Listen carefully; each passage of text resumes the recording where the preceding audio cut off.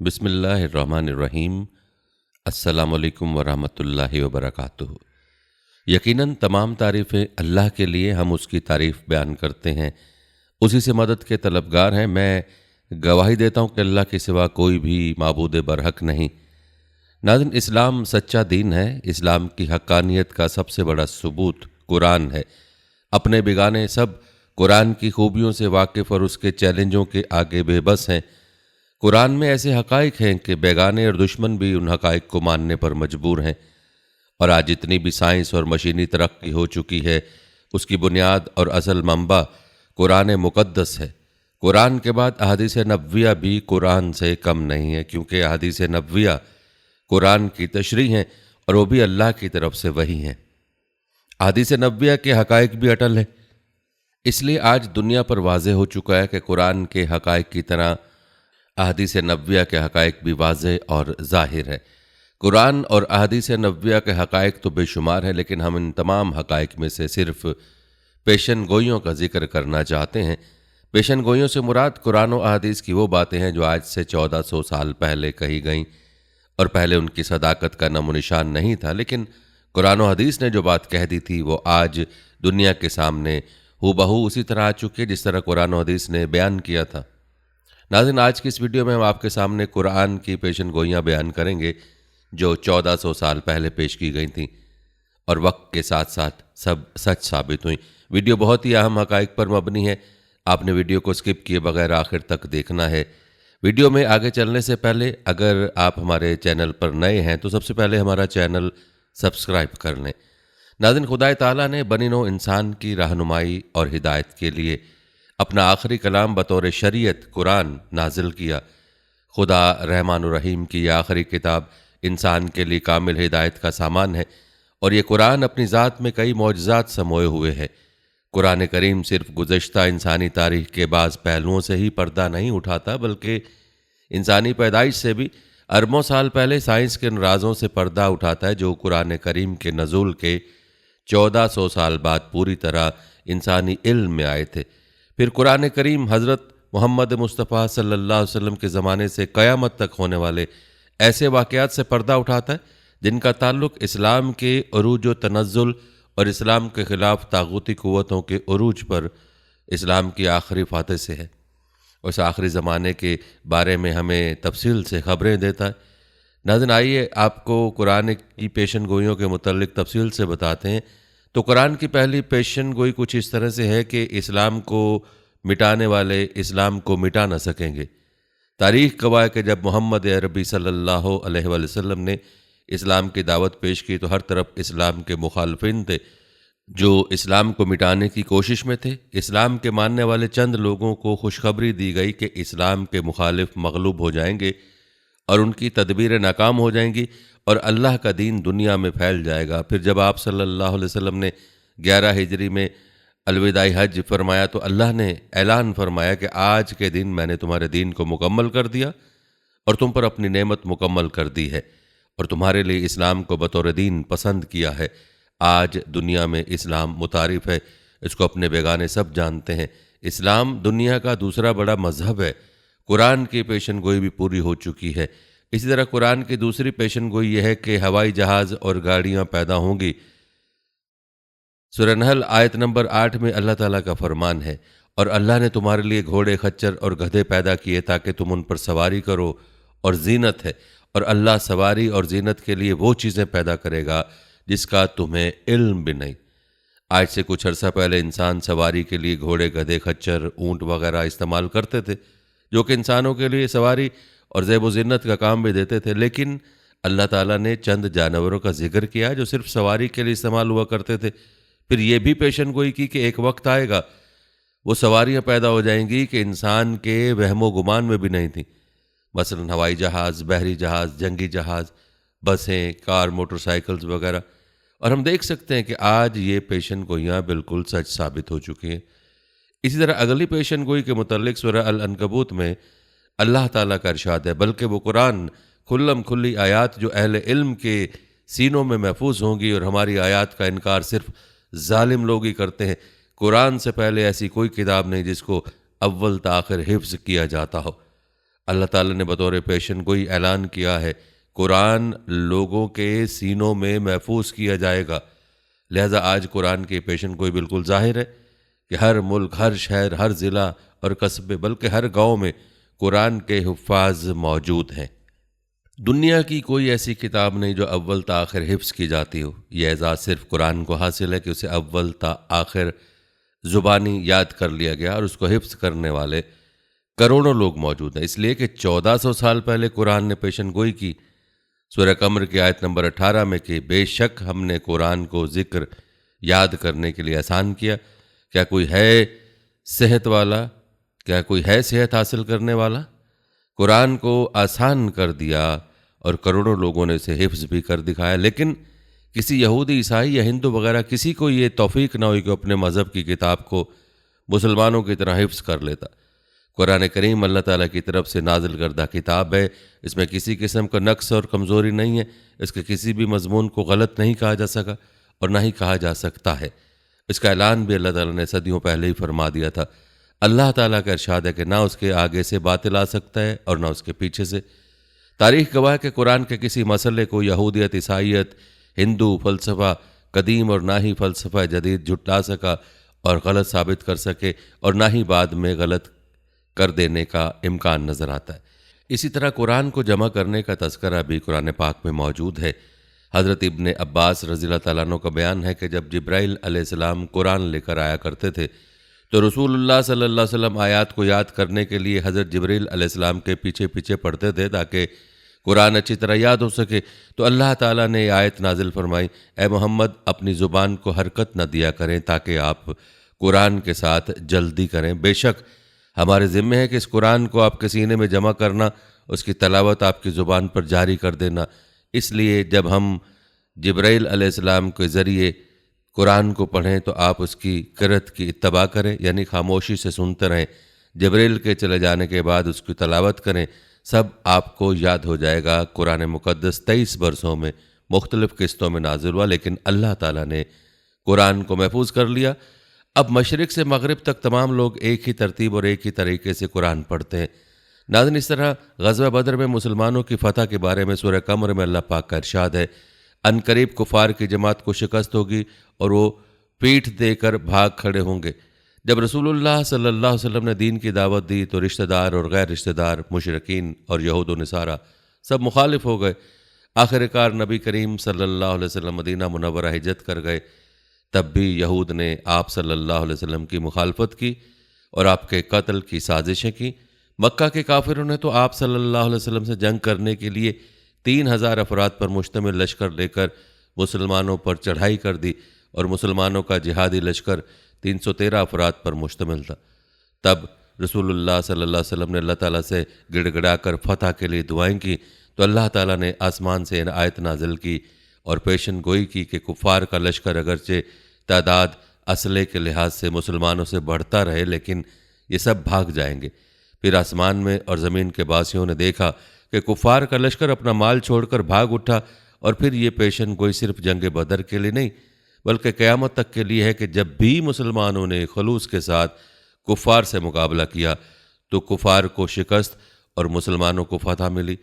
कुरान करीम में जहाँ बहुत सी पेशन गोई हैं, उनमें से एक मशहूर पेशन गोई वो है जो सुलह हदैबिया के सिलसिले में सूरह फ़तह में ज़िक्र फरमाई है। और उन तमाम मुसलमानों को जो हदैबिया में एक दरख्त के नीचे हुजूर सल्लल्लाहु अलैहि वसल्लम के हाथ पर बैत कर रहे थे, उनसे उनकी रजामंदी का ऐलान किया और फरमाया, रूहानी बरकतों के अलावा हमने उनको एक फ़तह की खबर दी जो बहुत नज़दीक उनको मिलने वाली है और माल गनीमत की कसरत और उसके हसूल की भी उनको खबर दी। खुलासा ये है कि अल्लाह ताला ने उन मुसलमानों की हिम्मत, हौसला अफजाई, उनको अपनी रजामंदी अता फरमाई और उनके दिलों को खलूस को ज़ाहिर कर दिया और उन पर सकीना यानी रूहानी तस्कीन नाजिल फरमाई और मक्का मुअज़्ज़मा से बग़ैर उम्रा किए वापस जाने पर उनके बदले में एक फ़तह करीब और कसीर माल गनीमत से उनको मालामाल फरमाया। बहरहाल जो इतला दी थी वो पूरी हुई। चुनांचे अल्लाह ताला ने थोड़ी दिनों के बाद खैबर को फ़तह किया और उसके साथों के लिए कब्ज़े में आए। बहुत से बागात भी बतौर फ़िदिया हासिल हुए जिनकी तफसील कुतुब सहर में मौजूद है। सुलह हुदैबिया के बाद नबी करीम सल्लल्लाहु अलैहि वसल्लम ने अपना ख्वाब सहाबा कराम को बताया कि हम लोग उम्रे का एहराम बांधकर मक्का मुअज़्ज़मा में दाखिल होंगे और अरकान उम्रा बजा लाएंगे। चुनाचे सहाबा ने इस ख्वाब को सुनकर मक्का मुअज़्ज़मा चलने की तैयारियां शुरू कर दी और हजूर अलैहिस्सलातु वस्सलाम के हमरा तशरीफ़ ले गए। वहाँ जाकर आप सल्लल्लाहु अलैहि वसल्लम ने हुदैबिया में क़याम फरमाया और कुफ़ार मक्का से गुफ्तगू की। सूरह फतह में अल्लाह ताला ने अपने पैगम्बर के ख्वाब की तौसीक़ की और फरमाया, ये ख्वाब आइंदा साल के मुतल्लिक़ है। इस साल ये पूरा होने वाला ना था, बल्कि इसकी ताबीर आइंदा साल पूरी होने वाली है। चुनाचे ये ख्वाब वाली पेशन गोई आइंदा साल पूरी हुई और सहाबा कराम नहायत इत्मीनान के साथ अरकान उम्रा बजा लाए और उम्रे से फारिग होकर मदीना मुनव्वरा बखैरियत वापस हुए।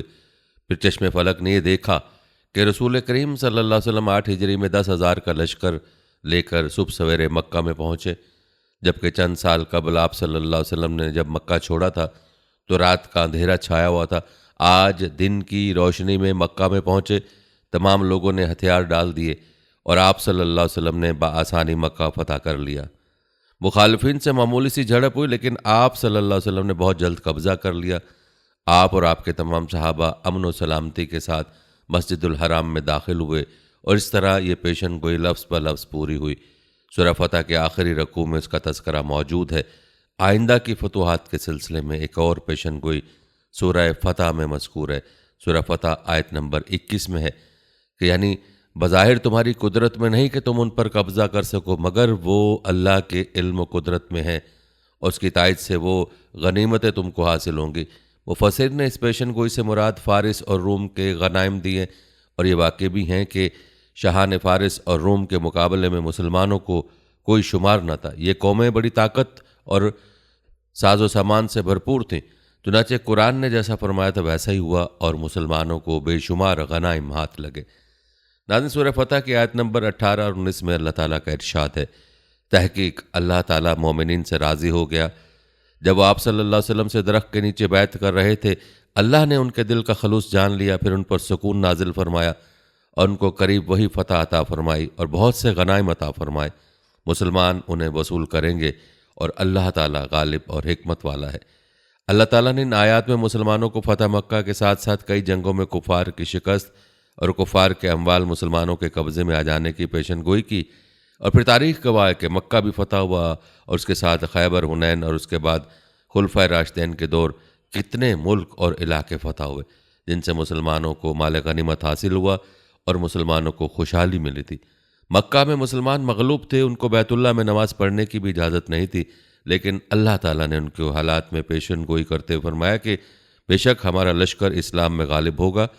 जब मुसलमान मजलूम थे, उनको कुफ़ार से जंग करने की इजाज़त नहीं थी, फिर जब उनको जहाद करने की इजाज़त मिली, फिर मुसलमानों को हमेशा फ़तह ही मिली। और ये बात कि मुसलमानों को किस गलती की सज़ा देते हुए अल्लाह ने किसी मौका पर शिकस्त दी और फिर भी बिलाखिर मुसलमानों को ही फ़तह मिली थी। आज भी अगर कोई लश्कर इस्लाम की रज़ा के लिए कुफ़ार से लड़ता है तो उनको फ़तह ही नसीब होती है। मक्का में मुसलमान बेबस और मजबूर थे, फिर मदीना में अल्लाह ने मुसलमानों को कामयाबी दी। अल्लाह ताला ने सूरह नसर नाजिल करके मुसलमानों को इतला दी कि एक वक्त आने वाला है कि मक्का शहर भी फ़तह हो जाएगा और तमाम फतवात में से अहम फ़तह थी, फिर वो फ़तह हासिल हो गई। अल्लाह का फरमान है कि जब अल्लाह ताला की मदद आ जाएगी और मक्का फ़तह हो जाएगा और लोगों को देखो कि वह दीन इस्लाम में गरोह दर गरोह दाखिल हो रहे हैं, फिर अपने रब की हम्द के साथ तस्बीह भी बयान करना है। बेशक तस्बीह बयान करना, बेशक वो कबूल करने वाला है। इस सूरत में फ़तह मक्का और अल्लाह की ख़ास मदद आ जाए और लोगों की कसरत के साथ दीन इस्लाम दाखिल होने की बशारत दी गई। एक वक्त आया कि मक्का फ़तह हो गया, अल्लाह की ख़ास रहमत नाजिल हुई और लोग दीन इस्लाम में दाखिल हुए और इस्लाम अरब में गालिब होता हुआ अजम में दाखिल हो गया। इसी तरह नाज़रीन कराम, अल्लाह ताला ने सहाबा कराम को गनी व मालदार करने की पेशन गोई भी की। कुरान पाक में हम जानते हैं कि मुशरिकीन मालदार और ताजिर थे, उनकी तिजारत से खुशहाली आ रही थी। जब मक्का फ़तह हो गया 9 हिजरी में, नबी करीम सल्लल्लाहु अलैहि वसल्लम ने हज़रत अली रज़ी अल्लाह तआला अन्हु को हज़रत अबू बकर सिद्दीक़ रज़ी अल्लाह तआला अन्हु के साथ भेजकर मनादी कराई कि इस साल के बाद बैतुल्लाह का हज कोई मुशरिक ना करे और ना ही कोई नंगा शख्स बैतुल्लाह का तवाफ़ करे, यानी मुशरिकीन को हरम में आने से मना कर दिया गया। हाँ, अगर वो ज़मीन काफिर हो या किसी मुसलमान का ग़ुलाम हो। जब यह ऐलान हुआ तो मुसलमानों को ख़तरा लाहक हुआ, इस तरह तो मक्के के बाज़ार वीरान हो जाएंगे। तो अल्लाह ताला ने पेशन गोई करते फरमाया, ए ईमान वालो, मुशरिकीन पलीद हैं, वो इस साल के बाद मस्जिदुल हराम के करीब भी ना आए, और अगर तुम्हें तंग हाली का खौफ हो तो अनकरीब अल्लाह ताला तुम्हें अपने फजल से गनी करेगा और अगर उसने चाहा बेशक अल्लाह ताला इल्म वाला, हिकमत वाला है। इस आयत में मुसलमानों के दौलतमंद हो जाने की पेशन गोई है। फिर सहाबा कराम को इतना माल मुयस्सर आया कि सहाबा के पास लाखों दिरहम व दिनार और बेशुमार ऊँट, बकरियां वगैरह अम्वाल थे। आज के मुसलमानों के पास सोना चांदी वाफिर मिकदार में मौजूद है।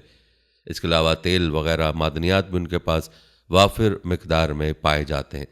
नाज़रीन, कुरान पेशन गोइयों में एक पेशन गोई ये है कि नबी करीम सल्लल्लाहु अलैहि वसल्लम के विसाल के बाद कुछ मुसलमान दीन छोड़कर मुर्तद हो जाएंगे। फिर अल्लाह ताला उन मुर्तदीन का इस्तेसाल ऐसे मुसलमानों के हाथ से कराएगा जो अल्लाह ताला से मोहब्बत करते हैं और अल्लाह ताला उनको दोस्त रखता है, मुसलमानों के रूबरू तवाज़ा करने वाले हैं। मुनकरीब के मुकाबले में खुददार और मुनकरीन को दबाने और मगलूब करने वाले हैं और बग़ैर किसी मलामत करने वाले की मलामत के खौफ के अपने सही और कोशिश और जहाद फ़ी सबीलिल्लाह को जारी रखते हैं। चुनांचे कुरान की इस पेशन गोई के मुताबिक वाक़या पेश आया और नबी करीम सल्लल्लाहु अलैहि वसल्लम की वफ़ात के बाद अरब के कुछ कबाइल मुर्तद हो गए और कुछ कबाइल मुसल्लमा कज़्ज़ाब के साथ हो गए जिसने नबूवत का दावा किया था। उस वक्त के बाद सहाबा ने जो सफ़ात मज़कूरा से मुंतसिब थे, इस इर्तदाद को अल्लाह ताला का फ़ज़ल से रफ़ा किया और शुबे को मनाया और शुबे को मिटाया। मुर्तदीन की हज़ीमत हुई और मुसल्लमा कज़्ज़ाब वहशी के हाथों मारा गया और मकतूल हुआ। और हज़रत अबू बकर सिद्दीक़ के अहद खिलाफत में हज़रत खालिद बिन वलीद के हाथों ये फितना फरवा हुआ और मुसलमानों के एक लश्कर को हज़रत खालिद की सरकर्दगी ने इन तमाम मुर्तदीन और मुनकरीन पर मुसलमानों को फ़तह हासिल हुई। चुनांचे पारा नंबर 6 में इरशाद फरमाया, ए ईमान वालो, अगर तुम में से कोई अपने दीन से फिर जाएगा तो अल्लाह ताला ऐसे लोग पैदा कर देगा जिनसे वो मोहब्बत करता होगा और वो इससे मोहब्बत करते होंगे, जो मोमिनों के लिए नरम और काफिरों के लिए सख्त होंगे, अल्लाह के रास्ते में जहाद करेंगे, किसी मलामत करने वाले की मलामत से नहीं डरेंगे। मन जुमला के कुरान की पेशन गोई भी मशहूर है जो रोम और फारिस की जंग के सिलसिले में फरमाई है। वाक़या इस तरह से कि रोमियों की अहले फारिस से जंग हुई थी। इस लड़ाई में अहले फारिस को गलबा हुआ और कुछ इलाका अहले रोम के अहले फारिस ने दबा लिए। इस खबर से कुफार मक्का ने खुशी का इजहार किया और कहने लगे जिस तरह अहले फारिस जो मुशरिक हैं अहले किताब पर गालिब होंगे। अहले फारिस और अहले रोम उस वक्त की दो ज़बरदस्त और तरक्की याफ्ता हुकूमतें थीं। अहले किताब चूँकि आसमानी किताब का नाम लेते थे इसलिए मुसलमानों को उनसे दिलचस्पी थी और कुफार मक्का को बावजह कुफ्र के अहले फारिस से मोहब्बत थी, इसलिए फितरतन मुसलमानों को शिकस्त से रंज हुआ और कुफार मक्का अहले फारिस की फतह पर बहुत खुश हुए और अपने लिए नेक फाल लेने लगे। अल्लाह ताला ने इस मौके पर आयत नाजिल फरमाई, रूम मगलूब हुए नज़दीक के मुल्क और वो मगलूब होने के बाद अनकरीब गालिब आ जाएंगे चंद ही साल में। कुरान ने ये बात जाहिर की कि अहले फारिस की फतह आर्जी है, कुछ दिनों बाद 9 साल के अंदर उसका उल्टा और उसका अक्स होगा और आज के मगलूब उस दिन गालिब आ जाएंगे। और यह भी फरमाया कि उस दिन अल्लाह ताला की मदद से मुसलमान खुश हो रहे होंगे। चुनांचे पेशन गोई पूरी हुई और जिस दिन मुसलमान जंग बदर में फतह याब हुए उस दिन नबी करीम सल्लल्लाहु अलैहि वसल्लम को बताया गया कि रूमियों ने अहले फारिस पर फतह पाई और मुसलमान बहुत मसरूर हुए। एक तरफ जंग बदर में फतह नसीब हुई, उसकी खुशी, और दूसरी खुशी उस खबर से हासिल हुई कि रोमियों को फतह हासिल हुई फारिस पर और रोमियों ने अपने इलाके वापस ले लिए और कुरान करीम की पेशन गोई पूरी हुई। नाज़रीन किराम, कुरान की पेशन गोइयों में एक पेशन गोई ये है कि जो कुरान ने यहूद के बारे में फरमाई थी कि कभी मौत की तमन्ना ख्वाहिश नहीं करेंगे। वाकई हुआ कि यहूद इस बात के मुद्दई थे कि सिवाय हमारे और कोई शख्स क़यामत में कुर्ब खुदावंदी का मुस्तहिक ना होगा और दार आखरत की तमाम खूबियाँ और भलाइयाँ सिर्फ हमारे लिए होंगी। कुरान ने इसका जवाब देते फरमाया, अगर तुम्हारे ज़ुम बातिल में बात है कि दार आखरत में फ़ायदा उठाने वाले सिर्फ तुम हो तो फिर तुम दुनिया में रहना क्यों पसंद करते हो? अल्लाह ताला से मौत की तमन्ना क्यों नहीं करते कि तुमको दुनिया से आखरत में मुंतकिल कर दे ताकि तुम इन फ़वाइद से मुस्तफ़ीद हो और दुनिया की उलझनों से रिहाई हासिल कर लो। और यहूद की तबाह और उनके दिल की खबासत से अल्लाह ताला वाकिफ़ था कि उसने अपनी किताब में पेशन गोई भी फरमा दी। सूरह जुम्मा आयत नंबर 8 में, ये कभी भी मौत की तमन्ना नहीं करेंगे इस सबब से जो कमाई उनके हाथ कर चुके हैं और ये समझते हैं कि क़यामत में उनके अमाल की बास परोस ना होगी। यहूद ने मौत की तमन्ना नहीं की और आज तक भी मौत तलब करने के आमादा नहीं।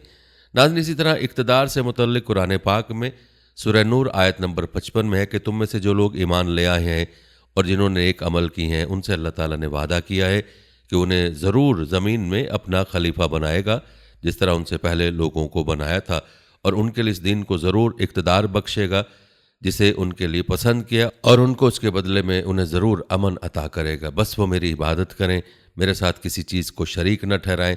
और जो लोग उसके बाद भी नाशुक्री करेंगे तो ऐसे लोग नाफरमान ही होंगे। चुनांचे ऐसा ही हुआ। नबी करीम सल्लल्लाहु अलैहि वसल्लम की उम्मत में से लोग खिलाफत राशिदा के मुस्तहिक हुए और ये सिलसिला खिलाफत राशिदा के बाद भी चलता रहा।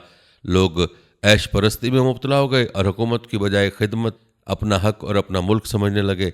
और उसका नतीजा ये हुआ कि जिस तरह ज़मीन पर फैले थे बिल आखिर सिमटने शुरू हो गए और 800 हिजरी से ज़ौक़ बढ़ता गया और आज दुनिया में कहीं भी सही मानों में इक़्तिदार बाकी न रहा। जो कभी इक़्तिदार तकसीम किया करते थे आज खुद इक़्तिदार से महरूम और दूसरों के दस्ते नगर है। बहरहाल पेशन गोई पूरी हो चुकी है। नाज़रीन, इसी तरह नबी पाक सल्लल्लाहु अलैहि वसल्लम के कत्ल की साजिशों के बारे में कुरान में पेशन गोई कि आप सल्लल्लाहु अलैहि वसल्लम को कत्ल करने की कोई साजिश कामयाब ना हो सकेगी। अल्लाह ताला का फरमान है कि ए रसूल, जो शरीयत आपके रब की तरफ से नाजिल की गई है उसे आप पहचानिए। अगर आपने ऐसा ना किया तो आपने अल्लाह की रिसालत को नहीं पहचाना। अगर आपको अपनी जान का ख़तरा है तो अल्लाह ताला आपको लोगों से बचा के रखेगा। बेशक अल्लाह ताला काफिर कौम को हिदायत नहीं देता। इस आयत में अल्लाह ताला ने अपने रसूल को दीन पहुँचाने का हुक्म दिया और पेशन गोई की है कि लोग आपको कत्ल नहीं कर सकेंगे। चुनांचे ऐसा ही हुआ। आप सल्लल्लाहु अलैहि वसल्लम को कत्ल करने की बेशुमार साजिशें की गईं, लेकिन तमाम तदाबीर नाकाम हुई। रसूल अकरम सल्लल्लाहु अलैहि वसल्लम अपनी फितरी मौत से अपने बिस्तर पर फौत हुए। नाज़रीन, अब बात करते हैं कुरान की अगली पेशन गोई के बारे में। जैसा कि हम जानते हैं कि सहाबा कराम को मक्का में जुल्म की चक्की में पीसा गया। उन मजालिम से तंग आकर सहाबा कराम ने मक्का छोड़ा और हबशा में जाकर पनाह ली। जो लोग मुल्क बदर हो गए, ज़ाहिरी तौर पर उनके खुशहाल होने के इम्कानात नहीं थे, लेकिन रब कायनात ने उनके खुशहाल होने की बशारतें देते फरमाया सूरह नहल में रब कायनात ने उनके खुशहाल होने की बशारतें देते फरमाया सूरह नहल में कि जिन लोगों ने जुल्म किए जाने के बाद अल्लाह की रज़ा के लिए हिजरत की तो हम उनको दुनिया में अच्छा ठिकाना देंगे और आखिरत का अजर तो उससे कहीं बड़ा है अगर वो जानते। जिस तरह अल्लाह ताला ने पेशन गोई की थी वैसा ही हुआ कि जिन लोगों को मारा गया, बीवी बच्चे घर और माल छीन लिए गए, उनको अल्लाह ताला ने दुनिया में मदीना मुनव्वरा में बेहतर घर और दिरहम व दिनार और औलादें दी। और उनमें से कितने सहाबा कराम हुक्मरान बने और उनके पास खिदमत के लिए ग़ुलाम और लौंडियाँ मौजूद थीं और आखिरत में उनके लिए अजीम अजर है जिसकी मिकदार का अल्लाह ताला के अलावा किसी को इल्म नहीं। मुसलमान चूँकि कमज़ोर और मज़लूम थे और वो आज़ादी के साथ दीन इलाही पर अमल नहीं कर सकते थे और हर वक्त उन पर दुश्मन का खौफ रहता था। अल्लाह ताला ने पेशन गोई करते हुए सूरह नूर आयत नंबर 55 में फरमाया, अल्लाह ताला ने तुम में से ईमान वालों और नेक अमल करने वालों से वादा किया है कि उन्हें ज़मीन में इक़्तिदार अता फरमाएगा जिस तरह उनसे पहले वालों को इक़्तिदार दिया था, और उनके लिए इस दीन को मजबूत कर देगा जिसे उनके लिए पसंद फरमाया है, और खौफ के बाद उनको अमन अता फरमाएगा और वो बेखौफ होकर मेरी इबादत करेंगे, मेरे साथ किसी चीज़ को शरीक नहीं ठहराएंगे। ये पेशन को इस तरह पूरी हुई कि अल्लाह ताला ने ईमान वालों को इक़्तिदार दिया और इस्लामी सल्तनत वजूद में आ गई। रसूलुल्लाह सल्लल्लाहु अलैहि वसल्लम के ज़माने वक्तस में मक्का, खैबर, बहरीन, पूरा जज़ीरतुल अरब और यमन फ़तह हो गए। उन इलाकों पर सहाबा कराम हुक्मरान मुकर्रर हुए। इलाका हिजर के मजूसियों और शाम के बासियों से जजिया भी वसूल किया गया और हरम को शाह रूम और मिस्र, सिकंदरिया, मकूकस और ओमान के बादशाहों ने और हबशा के बादशाह नजाशी ने आप सल्लल्लाहु अलैहि वसल्लम को तहाइफ भेजे थे। फिर जब आप सल्लल्लाहु अलैहि वसल्लम की वफ़ात हुई और हज़रत अबू बकर सिद्दीक़ रज़ियल्लाहु तआला अन्हु खलीफा मुकर्रर हुए तो उनके दौर में हज़रत खालिद बिन वलीद, हज़रत अबू उबैदा बिन जर्राह, हज़रत अमर बिन आस वग़ैरह की क़यादत में फ़ारिस के कुछ इलाके, शाम के इलाके, बसरा और दमिश्क और उनके आसपास के इलाके, ईरान वग़ैरह फ़तह किए गए और इन इलाकों में सहाबा अहले ईमान हाकिम मुतय्यन करते थे। फिर हज़रत उमर रज़ियल्लाहु तआला अन्हु खलीफा हुए तो उनके दौर में शाम का पूरा मुल्क और मिस्र का बकिया इलाका और फ़ारिस का ज़्यादातर हिस्सा फ़तह हो गया और कैसर व कसरा तबाह हो गए और उनके ख़जाने मुजाहिदीन में तकसीम किए गए। फिर हज़रत उस्मान खलीफा हुए और उनके दौर खिलाफत में उंदलस और बहरुल महीत के इलाके और उनके इक़्तिदार चीन तक फैल गया और कसरा का मुल्क कुल्ली तौर पर ख़त्म हो गया और इराक़, खरासान फ़तह हो गए। इस्लाम दुश्मन कत्ल कर दिए गए और हर तरफ से जजिया वसूल होने लगा और मुसलमानों की हुकूमत मशरिक़ व मग़रिब में फैल गई। फिर मुसलमानों की हुकूमत की तोसी बनु उमय्या और बनु अब्बास के दौर हुकूमत में होती चली गई। यूँ अल्लाह ताला ने मुसलमानों को इक़्तिदार दिया। हालांकि इन आयात के नज़ूल के वक्त उनको अपने घर में भी सुकून हासिल नहीं था, लेकिन अल्लाह ने उनको हुक्मरान बना दिया। दीन इस्लाम दुनिया में मुतारिफ हुआ और मुसलमान अल्लाह की इबादत बेखौफ व ख़तर करने लगे और शिर्क की जड़ कट गई। नाज़रीन, नबी मुकर्रम सल्लल्लाहु अलैहि वसल्लम ने जब दीन इस्लाम की तबलीग का आगाज़ किया था, कुफ़ार ने आपको बहुत तंग किया और आपके बारे में कहा जाता था कि जब आप सल्लल्लाहु अलैहि वसल्लम फ़ौत हो जाएंगे तो उनका नाम भी कोई नहीं लेगा, क्योंकि आपकी नरीना औलाद कोई भी ज़िंदा नहीं। लेकिन अल्लाह तो जानता था कि जो लोग मोहम्मद सल्लल्लाहु अलैहि वसल्लम का निशान मिटाने पर तुले हुए हैं, उनका अपना नामो निशान ही मिट जाएगा और मोहम्मद सल्लल्लाहु अलैहि वसल्लम का नाम दुनिया में बुलंदोबाला हो जाएगा। अल्लाह ताला ने इसी बात की पेशन गोई करते हुए सूरह कौसर में फरमाया कि बेशक हमने आपको खैर कसीर अता किया, इसके शुक्राने में आप अपने रब की रज़ा के लिए नमाज़ पढ़ें और कुर्बानी करें, बेशक आपका दुश्मन जलील और बेनिशान रहेगा। आज दुनिया में मोहम्मद सल्लल्लाहु अलैहि वसल्लम के मानने वालों का जिक्र मौजूद है, लेकिन जो चौधरी बने फिरते थे उनका नाम लेने वाला कोई भी नहीं है। आज बेशुमार लोग दुनिया में हैं जो नबी करीम सल्लल्लाहु अलैहि वसल्लम की औलाद होने पर फ़ख्र महसूस करते हैं, लेकिन आज की दुनिया में कोई ऐसा शख्स नहीं है जो फ़ख्र से कहता हो कि मैं तो अबू जहल या अबू लहब वगैरह की यानी कुफ़ार में से किसी की औलाद में से हूँ। दुनिया के काफिर नबी रहमत सल्लल्लाहु अलैहि वसल्लम का नामो निशान मिटाने की फ़िक्र में थे, लेकिन अल्लाह ताला ने पेशन गोई की कि आपका ज़िक्र बुलंद कर दिया गया। सूरह अलम नशरा में है कि हमने आपका ज़िक्र बुलंद किया है। ये पेशन गोई इस तरह साबित हुई कि दुनिया में करोड़ों से बढ़कर मुसलमान हैं जो आप सल्लल्लाहु अलैहि वसल्लम पर दिन रात दरूद पढ़ते हैं, सलाम भेजते हैं। अज़ान में, नमाज में, अज़ान के बाद नमाज हो, दुआ, खुतबात हों, तकरीरें हों, अलगर्ज हर मौका पर रसूल करीम सल्लल्लाहु अलैहि वसल्लम का नाम लेते हैं। हत्ता कि आज ये पढ़े लिखे अक्लमंद गैर मुतासिर यहूदी वगैरह गैर मज़हब लोग भी आपका ज़िक्र खैर करने पर मजबूर हैं। इस आयत का मतलब यही है कि अपने बेगाने दुनिया में आपकी खूबियों के हकदार, और जहाँ अल्लाह का ज़िक्र होता है वहाँ नबी करीम सल्लल्लाहु अलैहि वसल्लम का ज़िक्र होता है और आखिरत में भी आपका मकाम बुलंदोबाला होगा। नाज़रीन, अब अगली पेशन गोई के बारे में बात करें तो अबू लहब और उसकी बीवी के बारे में थी। नबी अकरम सल्लल्लाहु अलैहि वसल्लम ने जब नबूवत का ऐलान किया तो सबसे पहले अपनों ने मुखालफत की। उस मुखालफत में अबू जहल, अबू लहब वगैरह पेश थे, लेकिन फिर जब इस्लाम को गलबा हासिल हुआ, मुखालफिन इस्लाम को कबूल करने लगे। उसमें आप सल्लल्लाहु अलैहि वसल्लम के करीबी रिश्तेदार भी थे, लेकिन अबू लहब और उसकी बीवी ने कभी इस्लाम की हिमायत न की। उसकी वजह यह है कि कायनात के रब ने पेशन गोई फरमाई कि सूरह लहब में अबू लहब के दोनों हाथ टूट जाएं और तबाह बर्बाद हो गया, उसको उसका माल, उसकी कमाई फ़ायदा नहीं देगी। वह अनकरीब भड़कती आग में दाखिल होंगे, उसकी बीवी भी जहन्नुम में दाखिल होगी। जो लकड़ियाँ उठाने वाली हैं उसकी गर्दन में खजूर के रेशे की रस्सी होगी। अबू लहब उसकी बीवी की मौत कुफर पर हुई और अबू लहब की मौत इबरतनाक हुई, जैसे कि अल्लाह ताला ने फरमाया कि अबू लहब तबाह बर्बाद हो गया। नाज़रीन कराम, कुरान की अगली पेशन गोई की बात की जाए तो हम सब जानते हैं कि नबी करीम सल्लल्लाहु अलैहि वसल्लम की 4 बेटियां और 4 बेटे थे। आपके 4 बेटियों में से 3 आप सल्लल्लाहु अलैहि वसल्लम की ज़िंदगी में फौत हो गई। हज़रत फ़ातिमा रज़ियल्लाहु तआला अन्हा आप सल्लल्लाहु अलैहि वसल्लम की वफ़ात के 6 माह बाद फौत हुई और चारों शादीशुदा थीं। आप सल्लल्लाहु अलैहि वसल्लम के 4 बेटे कासिम, तैयब, ताहिर और इब्राहिम थे, वो बचपन में ही फौत हो गए थे। आप सल्लल्लाहु अलैहि वसल्लम ने हज़रत ज़ैद बिन हारिसा को अपना मुँह बोला बेटा बना लिया था, इसलिए लोग हज़रत ज़ैद को ज़ैद बिन मोहम्मद कहा करते थे, लेकिन अल्लाह ताला ने इससे मना फरमा दिया और फरमाया मोहम्मद सल्लल्लाहु अलैहि वसल्लम तुम्हारे मर्दों में से किसी मर्द के भी बाप नहीं है। इस आयत में पेशन गोई की गई कि मोहम्मद सल्लल्लाहु अलैहि वसल्लम का कोई बेटा बलूगत के नहीं पहुँचेगा, और हुआ भी इसी तरह। हालांकि आप सल्लल्लाहु अलैहि वसल्लम की अज़वाज मुतहर्रात की तादाद 11 थी, लेकिन किसी से भी बेटा पैदा होकर जवानी की उम्र को ना पहुँच सका। इसी तरह अल्लाह ताला ने मक्का में जहाद की पेशन गोई भी कुरान करीम में की है। अल्लाह ताला ने जहाद के मुतल्लिक़ सूरह मुज़म्मल पर फरमाया, लिहाजा जितना कुरान पढ़ना तुम्हारे लिए आसान हुआ उतना ही पढ़ो। अल्लाह जानता है कि तुम में से कोई तो बीमार होंगे और बाज़ लोग ज़मीन में चल फिर कर अल्लाह ताला की फ़ज़ल यानी रोज़ी तलाश करते होंगे, और कुछ लोग अल्लाह ताला की राह में जहाद करते होंगे, वो इस पाबंदी को ना निभा सकेंगे, इसलिए तुम जितना आसानी से पढ़ सको पढ़ो। इसमें अल्लाह ताला ने ईमान वालों से फरमा दिया कि तुम रात को जितनी तहज्जुद आसानी से पढ़ सकते हो पढ़ो। फिर अल्लाह ताला ने तखफीफ़ की वजह भी बताई कि तुम में से कुछ लोग बीमार होंगे, कुछ सफ़र तिजारत में मसरूफ़ होंगे और कुछ लोग जहाद में मसरूफ़ होंगे। इन हालात में तहज्जुद की फ़र्जियत मुश्किल है। ये आयात मक्की हैं, जबकि मुसलमान डरे सहमे मज़लूम थे। ये पेशन गोई मदीना में हिजरत कर जाने के बाद तकरीबन 2 साल बाद ज़ाहिर हुई कि मुसलमानों ने जहाद किया और पूरी रात जहादी सफ़र और जहादी गारों में बसर करते थे। नाज़रीन, एक और पेशन गोई अल्लाह ताला ने जंग बदर मुसलमानों की फ़तह के साथ कुफ़ार की बर्बादी के हवाले से की।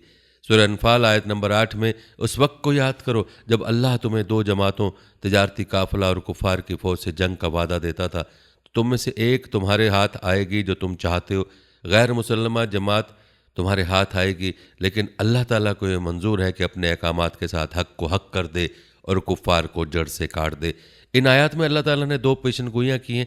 एक ये कि अगरचे मुसलमान चाहते हैं कि उनको कुफ़ार के तिजारती काफ़िले का माल मिल जाए, लेकिन अल्लाह ताला का इरादा था कि मुसलमानों को बदर में काफिरों से लड़ा दे और कुफार को शिकस्त आ जाए और उनका माल गनीमत बन जाए। दूसरा ये कि अल्लाह ताला ने अपने अहकामात के साथ हक़ को साबित करके दुनिया में कायम करेगा और कुफार को बर्बाद करेगा। अल्लाह ताला ने मुसलमानों की काफिरों से बदर में जंग करवाई और मुसलमानों को फतह दी।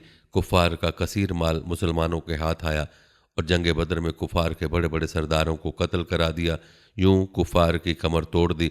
फिर फ़तह मक्का के मौका पर तमाम कुफार को ज़ेर कर लिया गया और मक्का में इस्लाम का झंडा लहराने लगा। इसके अलावा नबी करीम सल्लल्लाहु अलैहि वसल्लम की ज़िंदगी में पूरा अरब मुसलमानों के कब्ज़े में आ गया और कुफार या तो मारे गए या फिर जजिया देने पर मजबूर हो गए। फिर खुलफा के दौर में तो तकरीबन आधी दुनिया पर इस्लाम का परचम लहरा रहा था और कुफार में दमखम नहीं था।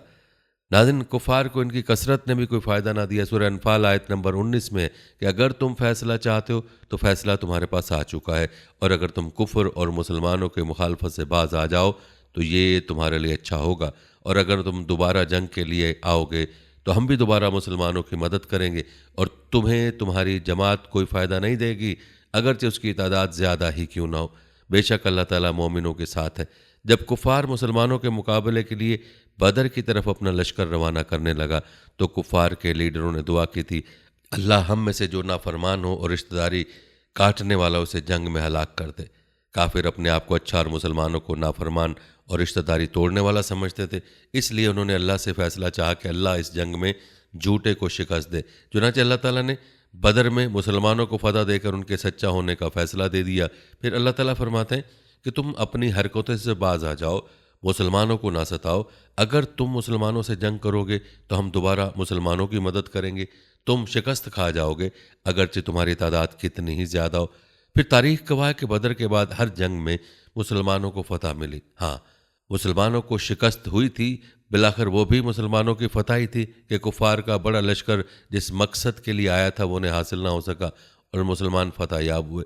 नाज़रीन, इसी तरह अगली पेशन गोई कुछ इस तरह से है कि जब अबू जहल और कुफार ने अल्लाह ताला से दुआ की कि अल्लाह अगर कुरान वाक़तन तेरी तरफ से है तो फिर हम पर आसमान से पत्थरों की बारिश बरसा दे या फिर हमारे पास कोई दर्दनाक अजाब ले आ, तो अल्लाह ताला ने उसके जवाब में सूरह अनफाल आयत नंबर 33 में फरमाया, जब तक आप सल्लल्लाहु अलैहि वसल्लम उनमें मौजूद हैं तब तक अल्लाह उन्हें अजाब नहीं देगा, और जब तक वो इस्तग़फ़ार करते रहेंगे तब तक अल्लाह उन्हें अजाब नहीं देगा।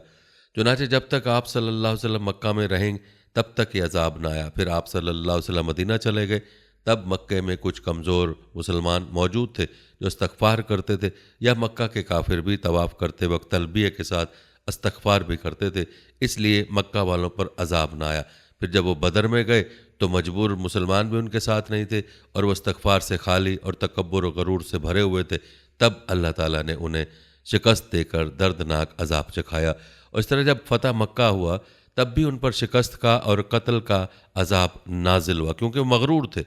इस तरह से अल्लाह ताला ने मुसलमानों को तादाद में कम होने के बावजूद कुफ़ार पर गलबा हासिल करने की बशारत भी दी थी। सूरह अनफ़ाल में अल्लाह ताला का इरशाद है, ए नबी सल्लल्लाहु अलैहि वसल्लम, ईमान वालों को जहाद पर आमादा करो, अगर तुम में से 20 भी सब्र करने वाले होंगे तो 200 पर गालिब रहेंगे, और अगर तुम में से 100 होंगे तो 1000 काफिरों पर गालिब रहेंगे, क्योंकि वो बेसमझ कौम है। अच्छा, अब अल्लाह ताला तुमसे तखफीफ करता है और खूब जानता है कि तुम में कमज़ोरी है, इसलिए तुम में से 100 सब्र करने वाले 200 पर गालिब रहेंगे, और अगर तुम में से 1000 होंगे तो अल्लाह के हुक्म से 1000 पर गालिब रहेंगे। अल्लाह ताला सब्र करने वालों के साथ है। इन आयत में पेशन गोई है कि मुसलमानों के 20 अफराद कुफार के 200 अफराद पर गालिब होंगे।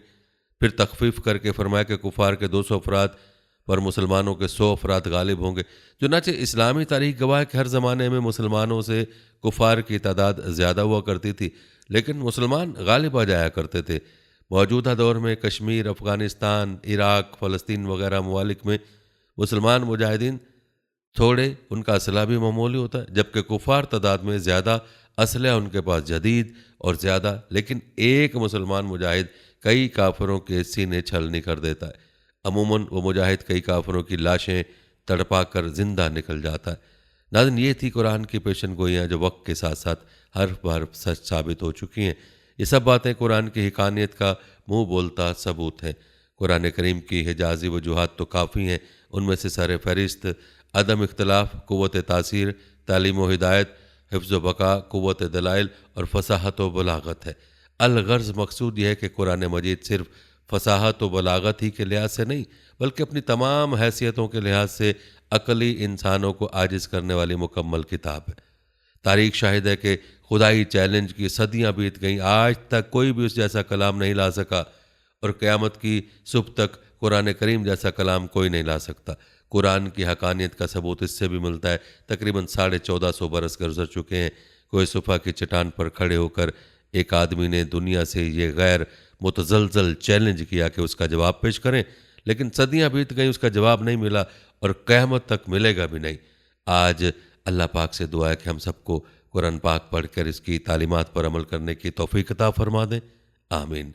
हम उम्मीद करते हैं कि आपको हमारी आज की वीडियो ज़रूर पसंद आई होगी।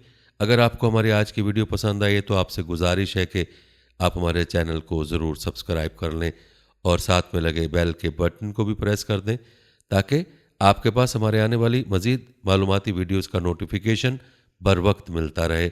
सब्सक्राइब के साथ साथ हमारी वीडियोज़ को लाइक भी करें और अपनी कीमती राय का इजहार कमेंट्स में ज़रूर करें। कमेंट्स में आप अपने सवालात भी हम तक पहुँचा सकते हैं। अल्लाह ताला आपको अपने हिफ्ज़-ओ-मान में रखे। आमीन। हर वीडियो के इख्तिताम पर दुआ का सिलसिला शुरू किया हुआ है। जो भी इस दुआ में शामिल होगा, मेरा ये दावा है कि अल्लाह करीम उसकी तकदीर को बदल देगा। पहले मेरे तमाम साथी, माएँ बहनें सब मिलकर मेरे साथ दरूद शरीफ पढ़ लें और कसरत के साथ कमेंट्स में आमीन लिखें। अल्लाह इस आमीन को लिखने की बरकत से आपकी और मेरी तकदीर बदल देगा। दरूद इब्राहिमी पढ़ लें। अल्लाहुम्मा सल्ली अला मुहम्मद व अला आलि मुहम्मद कमा सल्लैता अला इब्राहीम व अला आलि इब्राहीम इन्नका हमीदुम मजीद। अल्लाहुम्मा बारिक अला मुहम्मद व अला आलि मुहम्मदिन कमा बारकता अला इब्राहीम व अला आलि इब्राहीम इन्नका हमीदुम मजीद।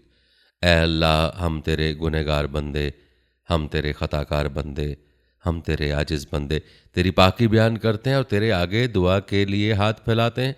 हमारी ख़ताओं को माफ़ फरमा, हमारे गुनाहों को माफ़ फरमा। ऐ अल्लाह, हम अपने अगले पिछले सगीरा कबीरा, छोटे बड़े सभी गुनाहों, ख़ताओं और नाफरमानियों की तुझसे माफ़ी मांगते हैं। ऐ अल्लाह, ऐ रब्बुल इज़्ज़त, हम अपने गुनाहों से तौबा करते हैं, हमारी तौबा कबूल कर ले। ऐ पाक परवरदिगार, हम सबको सच्चा और पक्का मुसलमान बना दे, हम सबको इस्लाम पर इस्तकामत नसीब फरमा दे, हमें कामिल और पुख्ता ईमान वाला बना। ऐ पाक परवरदिगार, तमाम मुसलमानों को ख्वाब गफलत से बेदार कर दे। ऐ अल्लाह, हमारे दीन इस्लाम की हिफाजत फरमा, मुसलमानों को दीनों दुनिया में इज़्ज़त अता फरमा। ऐ अर्शे मौला के मालिक, ऐ हिकमत वाले, ऐ कायनात के रब, हमारे दिलों को गुमराह होने से बचा। जिस तरह से पहली कौमें गुमराह हुई हैं और जिस तरह से पहली कौमों ने अपने अम्बिया की नाफरमानी की है, ऐ अल्लाह, तू हमें ऐसे नाफरमानों से बचा। ऐ अल्लाह, तू हमें उन अजाबों से बचा जो तूने पिछली कौमों पर नाजिल किए हैं। ऐ अल्लाह, तू हमें उन तमाम गुनाहों से बचा जिन गुनाहों में पिछली कौमें मुब्तला हुई हैं। ऐ मौलाए करीम, तू हमारी हिफाजत फरमा हर उस फ़ेल से जो तेरी नाराज़गी और तेरे गज़ब का सबब बने। ऐ अल्लाह, हमारी ज़िंदगी को अपनी चाहत के मुताबिक ढाल दे, हमें सिर्फ़ और सिर्फ नेकी की तौफ़ीक़ अता फ़रमा। हम नेकी की बातों को सुनने वाले बन जाएं, उन पर अमल करने वाले बन जाएं और नेकी की बातों को फैलाने की हमें तौफ़ीक़ अता फ़रमा। ऐ अल्लाह, ये दौर फितने का दौर है, उम्मत के अंदर हर तरह के गुनाह पाए जाते हैं, तो हमारे हाल पर रहम फरमा और हमें गुनाहों से बचने की तौफ़ीक़ अता फ़रमा। ऐ अल्लाह, तू करीम है, तू रहीम है, तू रहमान है, तू गफ़ूर रहीम है। तो हमारे गुज़श्ता गुनाहों को माफ़ फरमा दे और आइंदा के लिए हमें गुनाहों से बचने की तौफ़ीक अता फरमा। ऐ अल्लाह, हमारे तन मन, हमारे दिल को, दिमाग को, रूह को, जिस्म को पाकीज़ा बना दे। हमारे दिलों पर लगे ज़ंग को, हमारे दिलों पर जमी गंदगी और मैल को अपनी रहमत से धो डाल। ऐ अल्लाह, हमें अपने अज़ाब और रुसवाई से बचा। ऐ अल्लाह पाक, तमाम मुसलमानों की अफलास, सुस्ती और गफलत से हिफाजत फरमा। या अल्लाह, इस्लाम का बोलबाला फरमा, इस्लाम का झंडा बुलंद फरमा। ऐ अल्लाह, कुल उम्मत मोहम्मदिया को हशर की रुसवाई से पनाह इनायत फरमा। ऐ अल्लाह, हमसे राज़ी हो जा, हमें शैतान और नफ्स के शर से बचा। ए पाक परवरदिगार, हमारे कदमों को सिरात मुस्तकीम पर कायम रहने वाला बना दे। हम पर अपनी ख़ास रहमत नाजिल फरमा और अपने कहर व गज़ब से बचा ले। ए अल्लाह, हमें उन लोगों की सोहबत अता फरमा जो तेरे पसंदीदा बंदे हों और हमें तुझसे करीब कर दें, जो तेरी याद दिलाते रहें और हमारे ईमान में इजाफे का सबब बने और हमारी नेकी के सफ़र की मंजिल जन्नत हो और तेरी रज़ा का हसूल हो। ए अल्लाह, हमें वो ताकत ना दे जिससे हम दूसरों को कमज़ोर कर दें, हमें वो दौलत ना दे जिसकी खातिर हम दूसरों को गरीब समझ, वो इल्म ना दे जिसे हम अपने सीने में छुपा कर रखें, हमें वो बुलंदी ना दे कि हमें पस्ती में कुछ नज़र ना आए, हमें वो सब कुछ दे जो हम दूसरों में बांट सकें और सबके बराबर हो जाए। ए पाक परवरदिगार, कोई काम आसान नहीं मगर तू जिसे आसान कर दे, और जब तू चाहता है मुश्किल को आसान कर देता है। या अल्लाह, जितने भी मुसलमान बहन भाई मुश्किल में हैं उनकी मुश्किलात को आसान फरमा दे। या अल्लाह, हमें कभी भी किसी भी हालात में, मुश्किलों और परेशानियों में, खुशियों में, रहमतों में कभी भी अकेला मत छोड़ना। ए पाक परवरदिगार, हमारी कोशिश यही है कि हम नेकी की बात को फैलाएं ताकि तमाम इंसान उन गुनाहों से ख़ुद को बचा सकें जिन गुनाहों की वजह से गुज़श्ता कौमों पर अज़ाब नाजिल हुए। ए मौला करीम, नेकी की इन बातों को फैलाने में तो हमारी मदद व वुसअत फरमा और हमें नेकी की बातों को फैलाने की तौफ़ीक अता फरमा। ए अल्लाह, नेकी की बातों को फैलाने की हमारी इस कोशिश को कबूल फरमा और हमारी इस काविश को हमारे निजात का ज़रिया बना। अल्लाह, हमारी इन तमाम हाजात को, हमारी इन तमाम दुआओं को जो हमारे लबों से अदा हुई, अल्लाह, हम हमारे उन तमाम हाजात को, हमारे उन तमाम दुआओं को जो हमारे लबों से अदा हुई या जो हमारे दिलों में है, अपने हजूर शर्फ़ कबूलियत अता फरमा। हमें अपने दर से खाली हाथ ना लौटाना, हमारी झोली को भर देना। ए तमाम जहानों के मालिक, दुनिया से रुखसत होते वक्त हमारी ज़ुबान पर कलमे का विर्द जारी फरमाना और क़यामत के दिन हमें अपने अर्श के साए में जगह अता फरमाना। आमीन आमीन या रब्बुल आलमीन।